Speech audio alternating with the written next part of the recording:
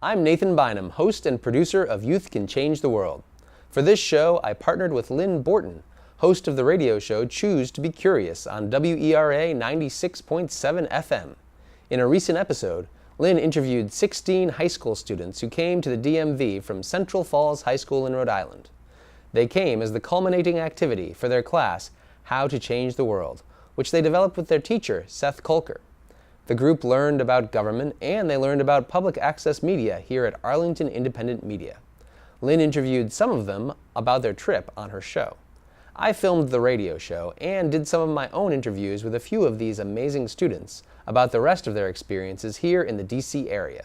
Enjoy the show.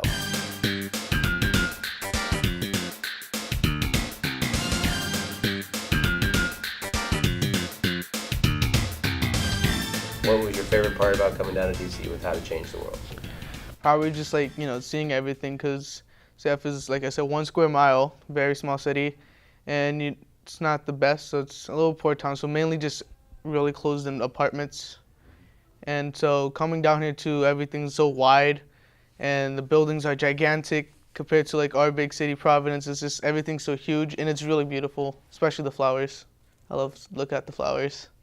My favorite part with coming down here with Change the World was going on a bus ride, which took 7 hours, which was a really good bus ride. We all talked, we had a good time, we made stops. And then we got here, we got to meet all our host family, which was really nice. I was shocked because it was like a nice area around here. It's so open and everybody here is very nice. Welcome to Arlington Independent Media. Our mission is to provide access to established and emerging media so that people can exercise their First Amendment rights to free speech. So they'll boil that down to what it really means, and that means that anybody who wants to can come here and learn how to use media production equipment and use it to produce whatever message they want. And they do that in astounding numbers. For example, people like Lynn produce radio programs. You're listening to WERA LP, Arlington, Virginia, 96.7 FM, streaming and on demand at WERA.FM.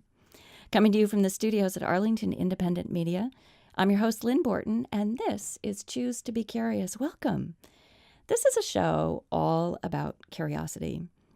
We talk about research and theory, but mostly it's conversations about how curiosity shows up in work and life. And today, we're talking to students from Central Falls High School. You all are here for a project called How to Change the World.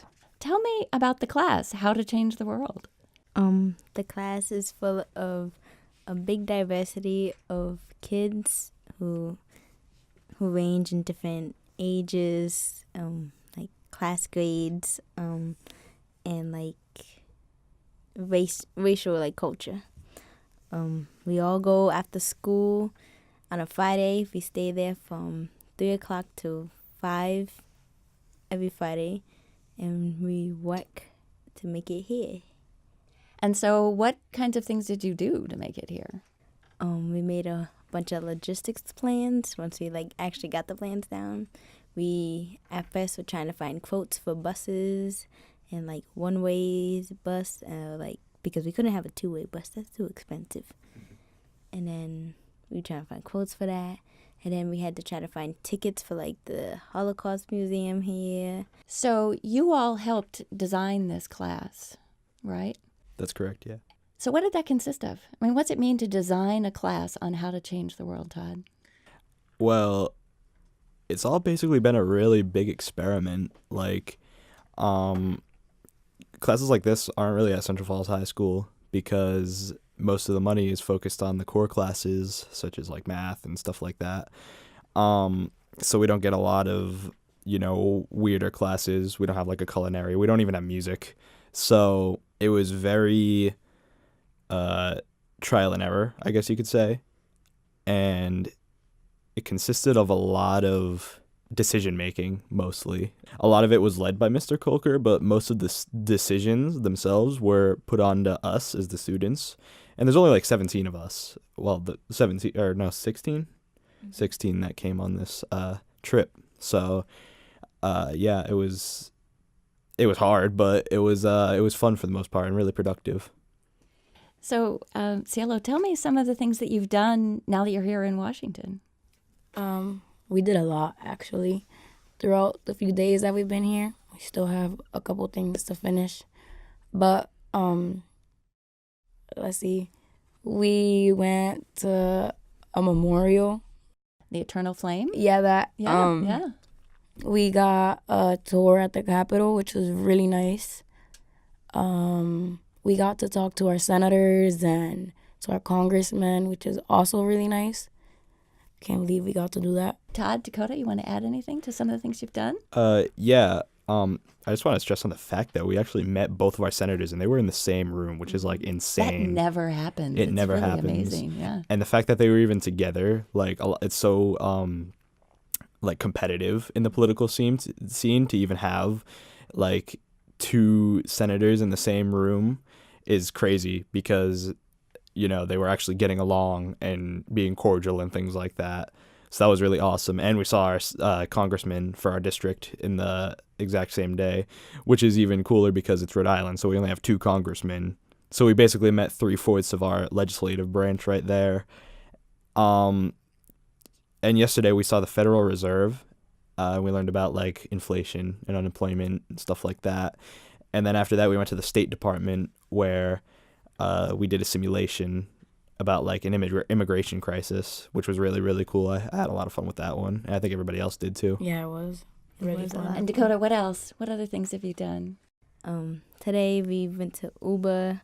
We made some brainstorms for them, toured their office, which was really nice. Like, whoever was the interior designer was extremely good. Yeah. Too good. I need the interior designer in my house one day. And then after that, the Center for Oh, it was the Inter-American Dialogue. dialogue. Yeah. And we had a big conference where we had asked questions about like between the U.S. and like other countries and the problems that we are facing. And then after that, we went to the human rights for LGBT,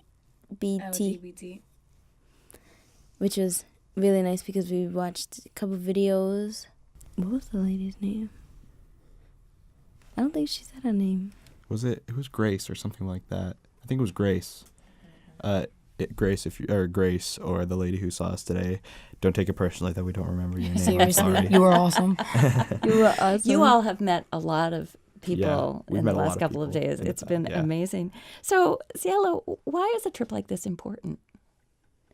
I think it's really important because we're really young, you know, and the future is kind of ours, you know. So I think like the generation to come is like relying on us to try to make a change, you know, with everything that's been going on. I think this trip gives us an opportunity to like learn different ways, smaller ways that we can change like the big problems, you know, that are, we're not going to be able to like really like change it, but we can at least try, you know, try to change it. And it just, it gives us an opportunity to learn how to do different things to change what's happening and to help.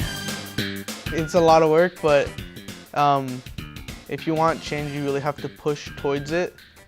And even like little steps, it would be slow, but taking big steps, like especially this, you definitely kind of get somewhere, and you get chances that like no one else can. So if you have an opportunity, definitely take it. So, Todd, why is it important to learn those skills? I think it's important to learn these skills because at the end of the day, it comes down to someone's got to do it. If someone doesn't lead the change, then the change just isn't going to happen. So if we really think that change is so important, then why aren't more people leading it? And why aren't more people learning how to lead it? So that's why I joined, because I want to learn how to like change the world and lead that change myself. Because at the end of the day, if I don't do it, maybe no one else will. So Yeah. Do you all know the expression, if not me, who? And if not now, when? Yeah. That's kind of what it feels like. Mm-hmm. Yeah. Yeah. So Dakota, what did you hope to accomplish this week or beyond this? What I hope to accomplish is to learn a lot more new skills. Like, I've already learned how to lobby, which was one reasons why I came here, because I was really excited to learn about it. And I've already met so many lobbyists, and I plan to meet more important people, because coming from Central Falls, we don't exactly see this many people in a week. It's usually the same faces on the streets. And I just plan to take what we learn here to bring it back where we'll make things bigger. My favorite part on for how to change the world from for the trip to DC was actually walking around and learning history about it, because it was really amazing. And since it's my first time ever being in DC, I literally want to learn as much as I can so I can take it back with me so I can see what else I can learn. I've learned how to communicate better with a group of people that I didn't think I'd be friends with. And I've learned that to make friends, you also have to try to make connections and to also understand from their point of view what they think, and to really have a conversation and get to know a lot of people by, connecting with them. Either if it's about either politics or science or something that you guys personally share together that you guys know. So I think communication with this group, especially this group, because they're all amazing people, so yeah. So this is a show about curiosity, and I'm wondering how curiosity has contributed to the experience. So Dakota, what were you curious about before you came to Washington? I didn't know what to expect, because being in such a small city, I knew it was going to be bigger, and I didn't know the host families. I didn't know how that situation was going to work. I didn't know how big the cities were, especially the metros. Rush hour is completely different. It's very busy. You can't find nowhere to sit. And the open areas here, I didn't expect it. I thought it was a New York City.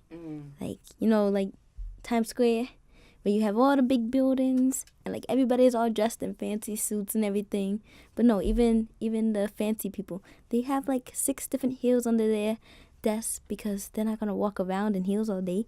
I told you that, right? They wear their sneakers out on the street, and then they put their fancy shoes on in the office. Yep. It was a bit of a breath of fresh air too, to see that it wasn't so crowded like New York is all the time. Oh, interesting. Because I love New York, but it's got a serious congestion problem, because those sidewalks are always jam packed.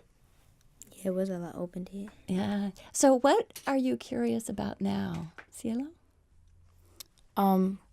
Well, when was it? Yesterday, the day before yesterday, we did a simulation. Is that what you mean? Yeah, that was yesterday.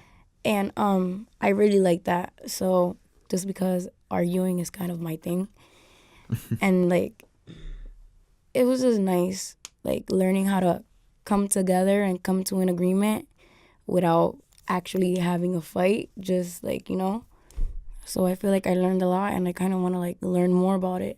Oh, that's interesting. There's a school here in Arlington, a university here in Arlington, that specifically focuses on conflict resolution, because there's a lot to learn about that, actually. Interesting. What a great topic to follow up on. So, Todd, how do you think curiosity could help change the world? I think curiosity has and always will change the world, because, curiosity is what gave us, the internet. Humanity is one big experiment. We're constantly trying new things. We're constantly pushing boundaries.